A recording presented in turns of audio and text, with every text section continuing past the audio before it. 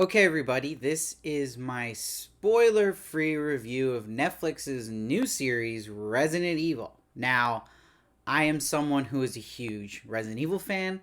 I have fallen in love with these games, and in particular, the most recent ones like Resident Evil Village and Biohazard, just some great games. I highly suggest if you haven't played them before, definitely worth your time. But what's great about those games not only is that they're scary, they're thrilling, but they also have really good stories in them and really cool characters.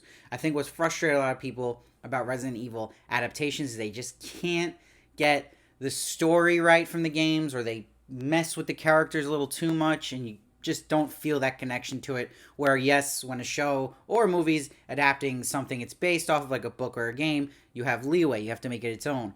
But there's also this like obsession with Resident Evil adaptations to not even try to relate it to the games in any reasonable way that makes us feel and connect, and kind of what we're signing up for with that brand name of Resident Evil on it.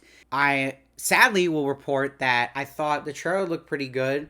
Wanted to give this a shot, open mind, and it bizarrely continues this streak of a very, very poor Resident Evil adaptation.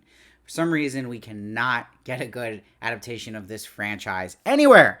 And it's really crazy because it feels like when you watch this that if you had to think in your head, how can I piss off Resident Evil fans the most? What do I need to do that? This series does that. They like decide to go against the grain in the worst way possible, because really what it is at the end of the day, which is going to make people really not like this series, is it's just a YA Netflix show. Not a great one at that. I have nothing against that genre, but it's just stamped with the Resident Evil name on it. So it's not going from the Resident Evil lore. It's not doing that first and then sprinkling its own flavor to it. It's the opposite, where it's sprinkling in a little Resident Evil, but at the end of the day, it's just another Netflix YA show that isn't a good one. And it's really just bizarre, the decisions they make. And look, for the target audience, having the title of Resident Evil, they should be directing it towards Resident Evil fans. And that's the bizarre thing about it, because it's right away lets you know that they're not going for that, because it plays a lot of hip hop music. It has a character who's lead character named Billy. She literally dresses like Billie Eilish, and they play a bunch of Billie Eilish in the show. Again, it feels like they're trying to piss off Resident Evil fans. And it does make sense, though, because then you look at the showrunner, who is Andrew Dabb, who is a writer from the CW series Supernatural. So it also has very CW feelings like that, where it's, again, popular music, and it has to do with focusing on things that would appeal more to a younger audience and not per se to a Resident Evil crowd that is usually more adult and wanting things more serious and having more strong horror. So it really is just a head scratcher watching this. Like, I can't believe they're doing this again, and that it was put in the hands of someone who was a writer of Supernatural was probably the first mistake in general that Netflix made. And there is some stuff that you are like, how did this get past the cutting room floor? I'm not spoiling anything, but there is someone who gets infected, and they have a line, it's about the second episode, and they say, "Should I quarantine?" And the character says back, "No, it's not like COVID." And there is no other mention of COVID in this show again. It's writing like that makes you just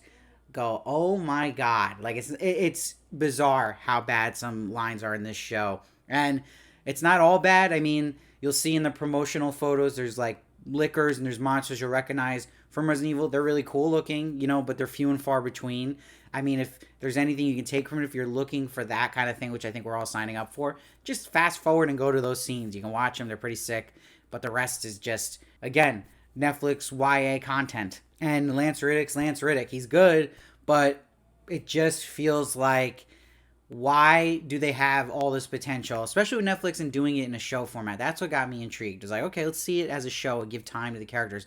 They just don't want to make it a credible horror show. They just don't feel like it. They have to make it just go to the lowest common denominator with, again, having hit music throughout, pop music, and it's just poorly, poorly done. And I'm not saying that. I'm trying to make this review not sound like someone who's wishing for something, but it's more of like, no, either way, if you like that genre, it's not good version of that genre. It's just not good. And also, it's rated MA, so you're wondering why they even are targeting that, where half the audience might not be able to watch that. So just frustratingly bad, this show.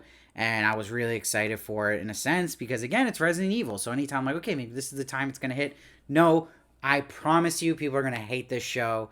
I'm giving this one a 4.4. The reason it's not maybe even lower is because, again, you get some nice stuff with monsters like liquors.